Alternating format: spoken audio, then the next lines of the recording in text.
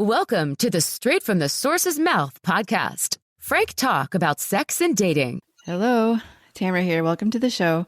Today's guest is Valerie Greene, a renowned relationship coach, mentor, and author. Thanks for joining me, Valerie. Thank you. I know I'm so excited because we were just chatting beforehand and I just said you could pick my brain about anything in terms of relationships. So I look forward to that. Yes, it's always good to have many perspectives. That's what word I was looking for. Many perspectives on this, because I've had other coaches, but everyone has there's some core things that everyone kind of knows you should probably have and not have, but there's, different philosophies of how to approach stuff. So, let's get started as the relationship coach side of it. Like, how did you get into it, and what is your kind of specialty, or what do you like to help people with the most? Yeah. It's funny how I got into it. I was always passionate about relationships, probably because my dad and I argued constantly as a kid. So I was just always wondering, how are people supposed to be doing this? Because I never liked arguing. I never liked fighting, but that was, he had a lot of emotional abuse from his dad. So that's all he knew. And so I was always passionate about it. And so I was always reading books in my 20s. But I actually started out as a health coach, believe it or not. It just wound up happening that when people came to me, let's say to overcome emotional eating, that I actually wound up helping them with their relationship challenges more than the nutritional challenges. And then once I was able to help them heal the emotions in the relationship, then they were able to more easily use the interventions around emotional eating. And so when I worked with a business coach, that's what we decided, is that this is actually my skill set, is helping people with their relationships. So then I did pretty much continuous training over the course of 10 years. I studied with Sue Johnson's, not with her directly, but they let me study emotionally focused therapy and a bunch of other emotional healing modalities. And I studied with John Gottman and just basically, and went to the Relationship Coaching Institute, among other things. So started working with couples, but then of course, when you market to couples, usually the woman, but sometimes the man would approach me and say, well, I'm interested, but my husband isn't interested, so I guess it won't work. And it's like, well, actually, relationships are a system. So if I help you to show up differently, then that's going to impact the relationship. But if I market to couples, then they're already coming in with that, bias that it should be both people. So then I just started my second niche of, I can help you even if your partner doesn't participate, which was very successful. But then, of course, singles started reaching out to me. So then I started my third niche of, helping people learn how to date strategically so that you don't get stuck in situationships. And I wrote a book about that. Yeah. I like all of that. I started as a health coach, or not started. I also dabbled it as a health coach too. So then I finally realized there's enough of those in the world, it seems like. And I like talking about this kind of stuff more. So nice. Yeah. But I do like the last thing you said, and like the strategically dating and helping people, get away from their bad patterns or whatever's going on with them. What are some things you help them discover, or how do you work with them, or what comes up? Exactly. Yeah. I find that a lot of people, and myself included, this was the mistake I made all throughout my 20s. So, when I tell people about mistakes, I've made all of them. So there's no judgment, right? But my point is that if we don't clarify what our vision and values and culture that we want to create in a relationship, and we just follow chemistry, then what creates chemistry is either what feels familiar from childhood, or that you'd have really healthy babies. So if you just follow chemistry, then it usually doesn't work out. Yeah. And so, that's why I teach people how to, because what John Gottman's research shows is that the longest predictor of success in long-term relationships is not shared interests, but shared values and vision and culture. And so what that means is what I help my clients do, what it means to date strategically is before you even get on the apps, course, you can go out and meet people. That's how people have met people from the beginning of time. So, like I actually met all of my significant relationships at events. But the thing is, like, if you meet someone at events through friends usually share your values. And so that's more likely to meet somebody who shares your values than if you go online. If you go online, it's just like, as you're probably familiar with, like the lowest common denominator, right? It's like everyone's on there. So if all you're doing is following chemistry, it's very, very rare that you'll meet someone who actually has the same values and vision that you have. So it's about really clarifying your values and vision and culture and artfully describing that in your profile and showing that through your pictures. So that, and then learning how to vet people, because most people, when they go on a first date or they're chatting with people online, they do small talk, and small talk says nothing about values. So when I work with my clients, I have a list of questions that I give them. Like, for example, let's say you value personal growth, and it's really important to you, as it was for me, to be married to someone who also values personal growth. Because the truth is, if one person values growth and the other doesn't, then you'll just grow apart and it won't work out. So it's like, if that's what you value, then it's important, even on a first date, to start asking questions to see if the person shares your values. So for example, a question that you can ask is something like, hey, what's life teaching you lately? And see how they answer. Now, of course, you have to also be willing to answer that question yourself. That's what I recommend, is like not just to come out like that. Because if you just come out like that, it sort of sounds confrontational, right? If you're like just, so the way I always recommend asking it is like, so one thing life is teaching me lately is, then what I would say is like, well, I grew up really, in a very kind of go culture where I was kind of pushed to accomplish things, and I didn't really learn the value of taking breaks. And so now in my adult life, what I'm having to learn is how to not push through when I'm feeling tired, and actually recognize my body's signal when it's time to rest.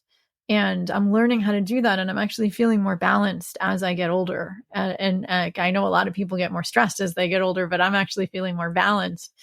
How about you? What is life teaching you lately?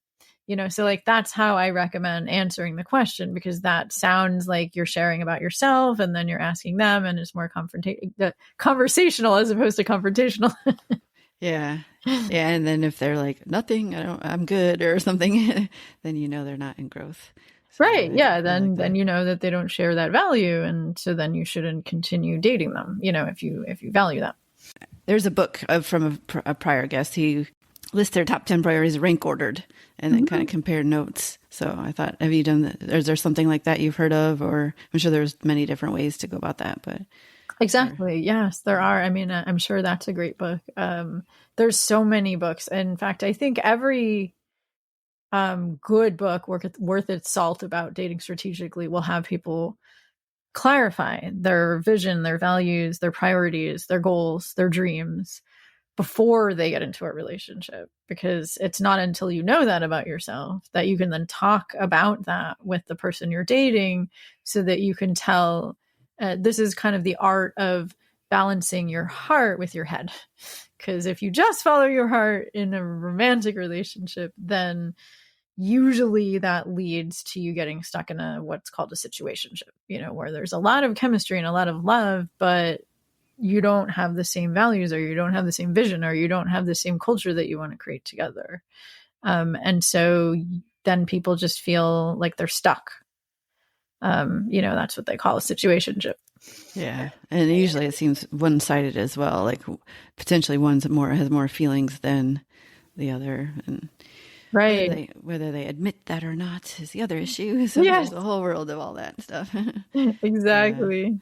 And I know you are also like a mentor. I guess it's kind of similar, or do you look at it differently? Are you mentoring clients, or is it more like, what angle is your mentorship part?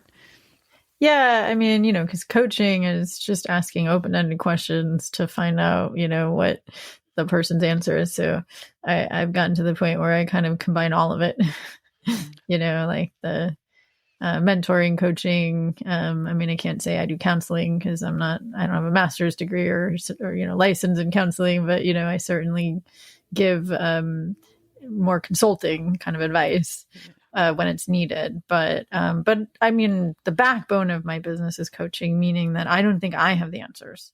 It's all about asking the client the right questions in order to have them know what their vision and values and culture is. But I wind up doing a lot of education because, like, for example, in order to build secure attachment, that means that we have to learn the behaviors of how to be a safe haven and a secure base. But people don't know what that is. So then I have to teach that and explain that and help them figure it out. But once they do, then I go back to coaching and like, what do you think about that? How does that land with you?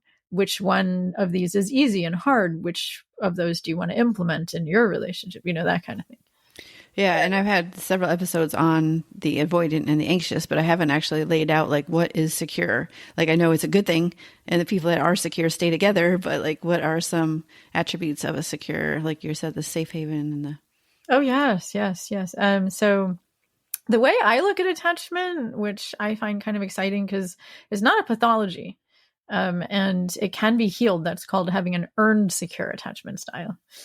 So I kind of look at it as a belief system and a skill set that, I mean, it's not easy to reprogram limiting beliefs that we learned all the way back when we were 2 years old, but it's possible. And it's not easy to learn the skills of being a safe haven and a secure base, but it's possible if we do the work. I myself identify, and my husband too, as coming from insecure attachment and healing together and having what's called that earned secure attachment style with each other. And so, of course, I'm happy to talk about that. So basically, the beliefs of someone with secure attachment are that feelings and needs are not just important, but the backbone of a romantic relationship, that sharing our feelings and needs with each other is what creates closeness.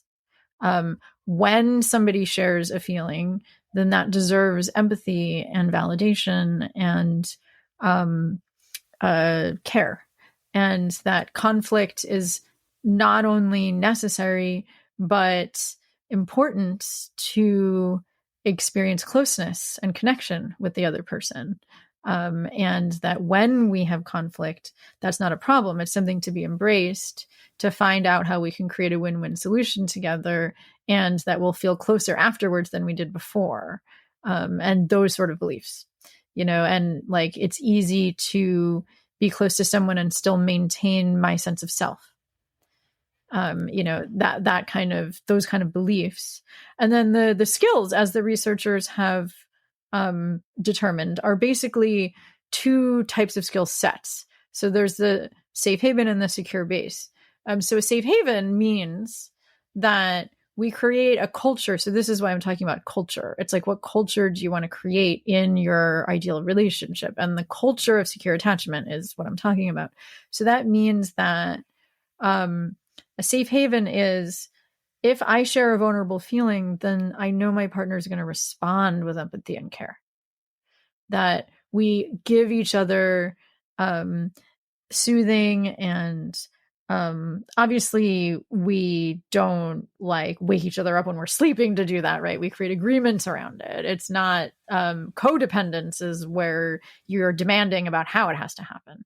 Interdependence is where you make agreements together about what works for both of you. But given that this is something that works for both of you, that you respond to each other's feelings and needs with care and sensitivity, and that you generally regard each other's desires as legitimate. And if you say no to a request, then it's about collaborating. It's not about dismissing. Like if I ask, hey, can we have a date this Saturday night?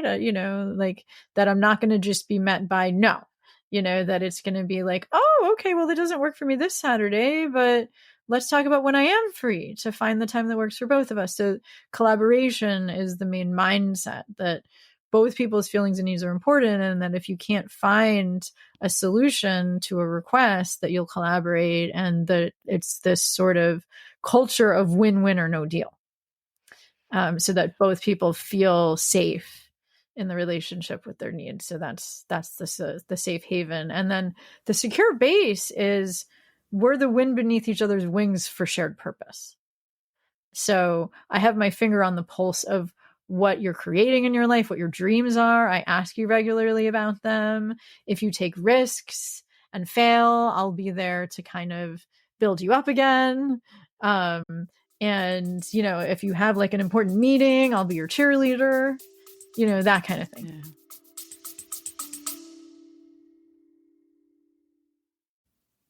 Hi, everyone. Sorry for the interruption. I just wanted to point out that there is a send us a text message at the very beginning of the description, and you can use that to send an anonymous question or comment.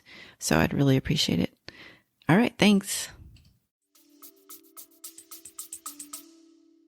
Yeah, I love that. And I don't know why I never asked this exact question before, because that's like the ideal, and like just having the actual skills laid out. So it's definitely something I've more the anxious side. So I'm working on those areas, and I know that it's good to have that. Mm-hmm. Also easier said than done for me personally, but yes. Yeah. For everyone with insecure attachment and, learning how to self-soothe is the skill there.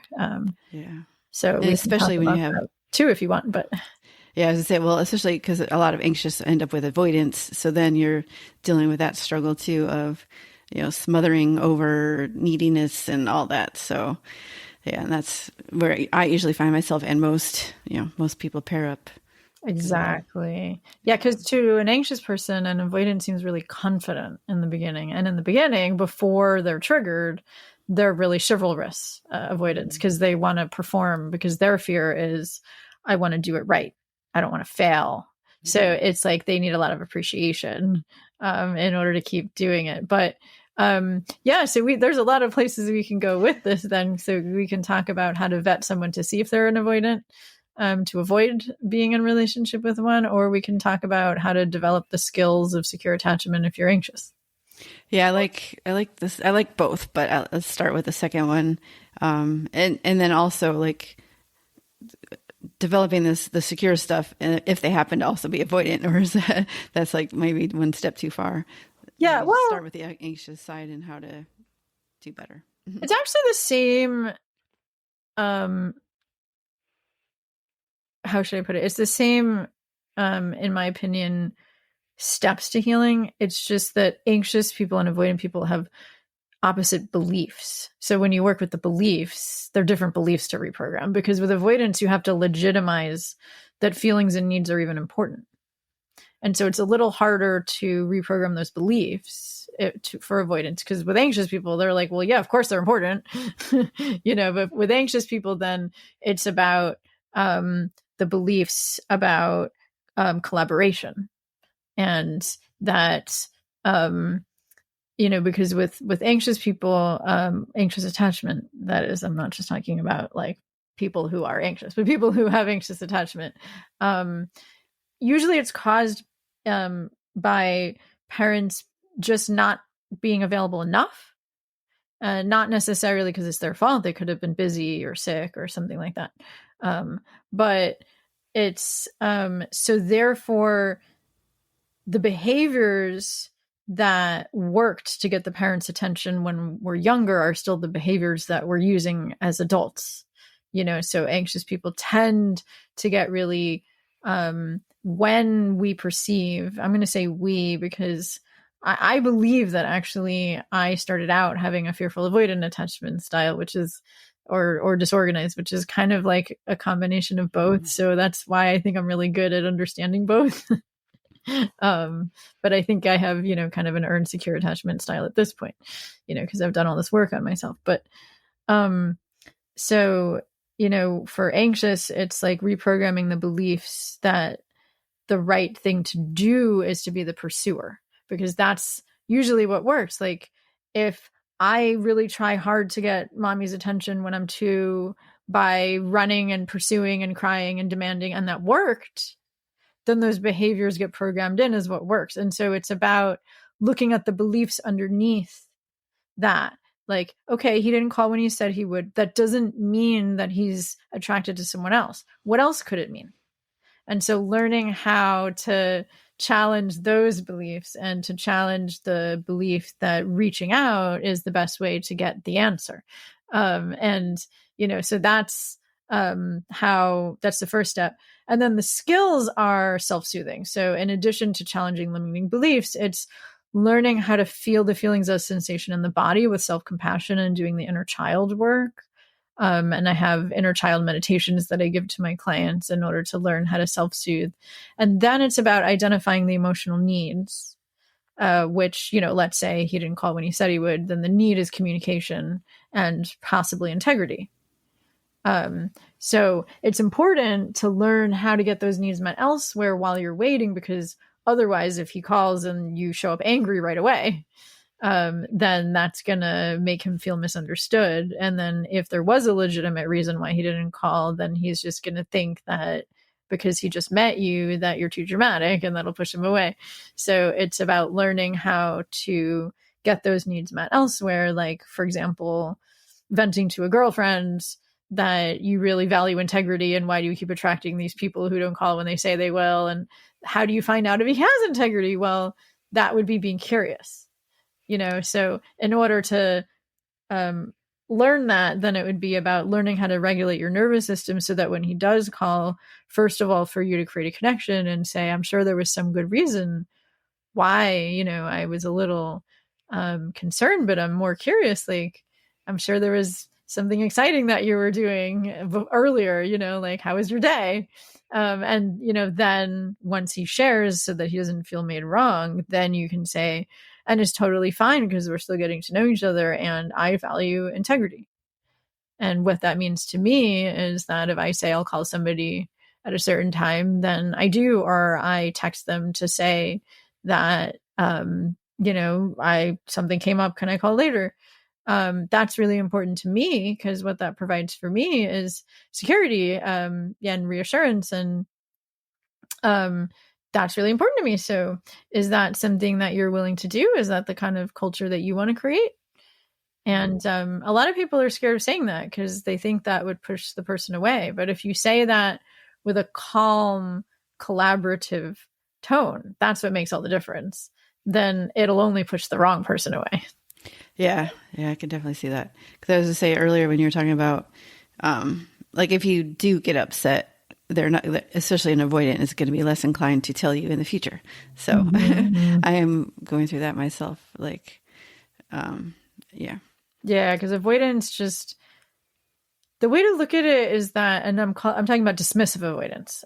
Fearful avoidance is just a different category, because fearful avoidance actually do feel their feelings more than dismissive avoidance. Dismissive avoidance, like the definition of dismissive, is that they just don't think feelings or needs are important at all. And so if you come at him with a lot of anger, he's just going to immediately shut down, because it's like the way to look at it is like avoidance, dismissive avoidance have, how somebody, like, let's say they've been fasting for a week and then they eat their first meal again and their stomach's really small. Like, they need to build it back up, because when you don't eat for a long time, like as in a fast, your stomach shrinks and it can't handle the amount of food. So it's kind of like that. Like, I look at a dismissive avoidant as just having a really small stomach for feelings. Like, they just can't handle a lot of emotion. And so with an avoidant, they need to be built up slowly that emotions are safe. And so that's when I work with avoidants, which I do, especially when I work with couples, when one is anxious and one is avoidant. It's about, like, first of all, legitimizing the feelings for the avoidant and having them, because not always men, it's just stereotypical men, but I've worked with women avoidants too, because it really just depends on one's upbringing and childhood. And if they grew up in a family where they just didn't do feelings at all, then we can have women that are avoidants too, although it's stereotypically men. And so it's about having them learn that their feelings are important first, before they can then learn how to attend to their partner's feelings. It's me actually giving them the empathy that they have never gotten for their feelings, and asking them, like, what's that like to take that in? And they're like, actually, that feels good. And it's like, oh, okay, well, tell me more. And, but, it's kind of baby steps. with it depends on how dismissive they are and how much, it's, I'm not supposed to talk about trauma as a coach, because that's a therapy term, but, it's like how triggered they are. What their childhood was like and how much emotional neglect there was. Yeah. Yeah. I think I am the disorganized one actually. Cause when I was younger, I was also avoidant more so than I am now. Anxious, but yeah. I mean, I think I've had several episodes on this, but every time we talk, there's like a little thing else you didn't hear about or realize. So, but as a quick switch, I just wanted to, one of the questions is how to inspire a man to commit. Yes. How do we do that?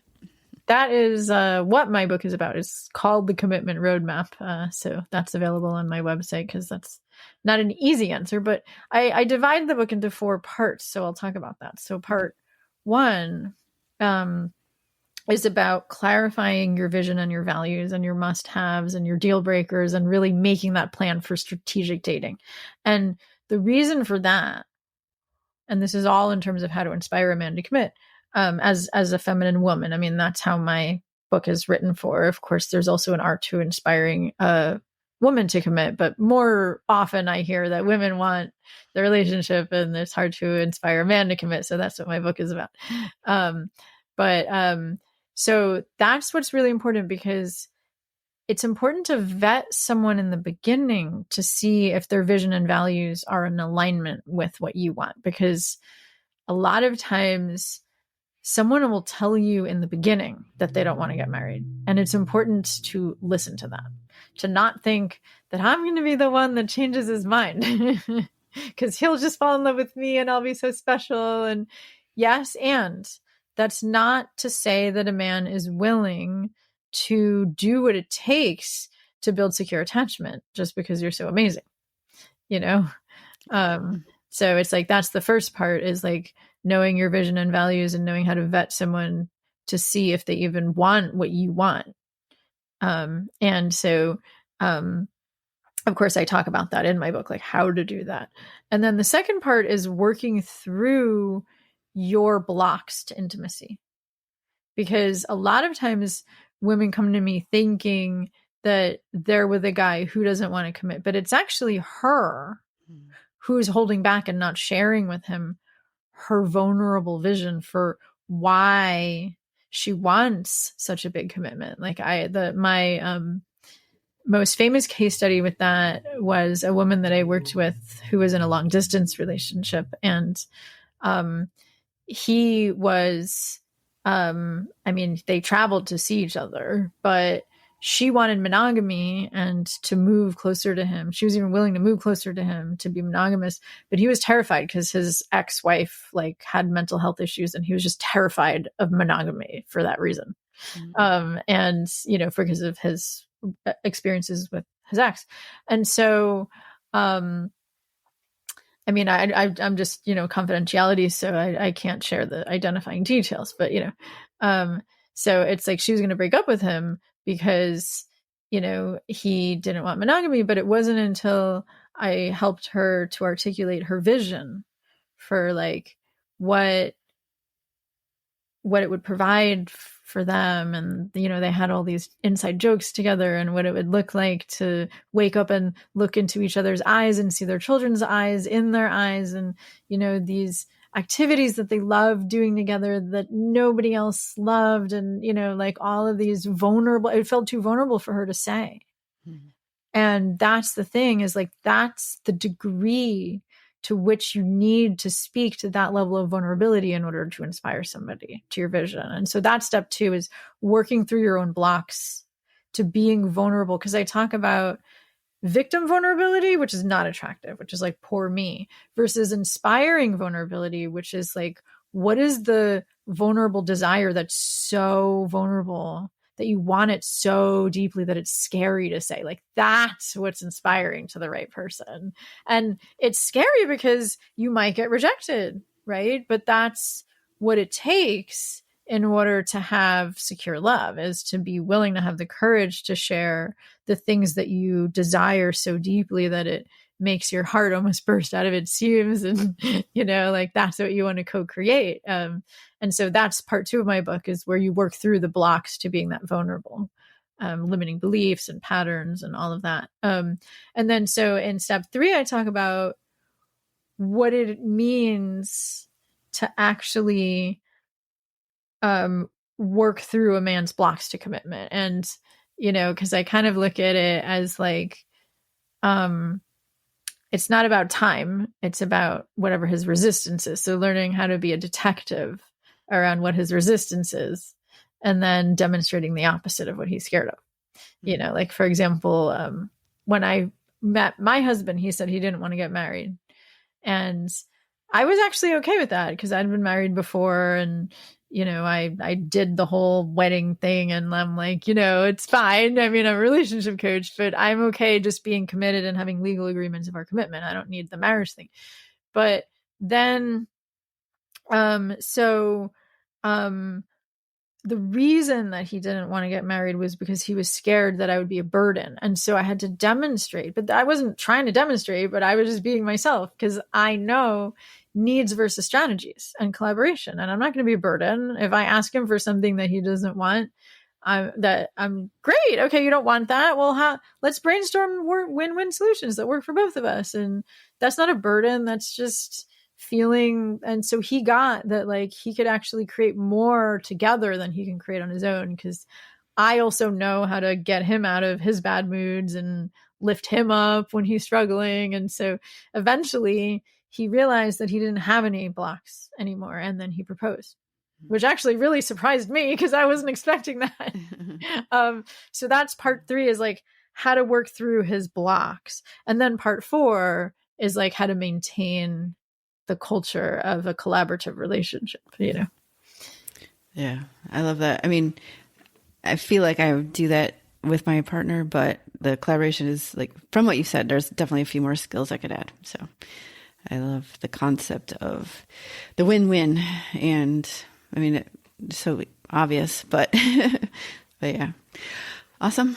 All right. Well, are there any, if you can share how people can, get your book, or how they work with you, if they want to work with you, and all this stuff about you. And then we'll have some closing comments at the end. Yes. One more thing to say is that, like, what makes collaboration possible is the distinction that comes originally from nonviolent communication, but I think it's applicable to so many different, to everything, is needs versus strategies. So it's like, if I think I need space and he thinks he needs connection, it's like those needs seem to conflict, but those are strategies. Like, the strategy is to take space in this moment, and the strategy is for me to connect in this moment. But if we look at, like, the strategy is a particular place, a particular location, a particular action, a particular time, or a particular object, Plato is the acronym, then that's a strategy, not a need. And so it's like, well, if he's willing to be patient, to give me space, then I'll connect with him later. So that's collaborating around time. So it's learning how to tell if it's a need versus a strategy, and then finding those win-win solutions. So I just wanted to say that, because otherwise it occurs as like, how do you do that? But now, of course, I'm happy to talk about how people can find out more about me. So it's pretty simple, actually. My website is coachvaleriegreene.com. There's an E at the end of Green. So that's CoachValeriegreene.com. And on there, there's just different tabs on the top. So, the products tab is how you get my online course or my book. And I have a free gifts tab where I actually have 4 different free gifts, depending on if you're a single woman or a woman in a relationship or a couple, or, I have another book, Heal Your Blocks, to, that's actually an excerpt of chapters 8 and 9 of my book about healing your blocks to intimacy. Awesome. So. Yeah, great stuff. And then do you want to, I know you kind of, final thoughts, like takeaway for the listeners.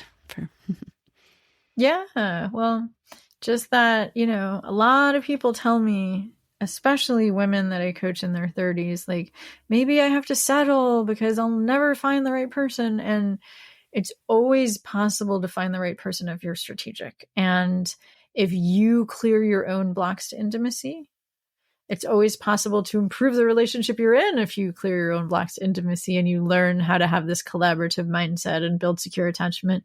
And it's always possible to find the right person for you if you're really strategic and dedicated. So I just want to let people know that we never have to settle. And at the same time, love is about giving unconditional love from your heart to the other person. And that when you do, the other person shows up differently.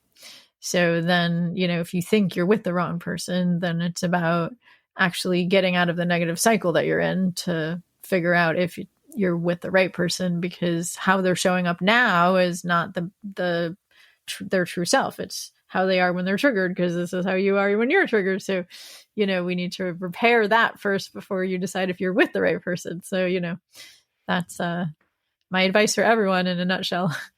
Yeah, and very true. Like you can definitely, there's like triggered moments and normal moments or whatever. Like you can definitely tell the difference. At least I've experienced that for sure. So, all right. Well, thank you very much. It was great information.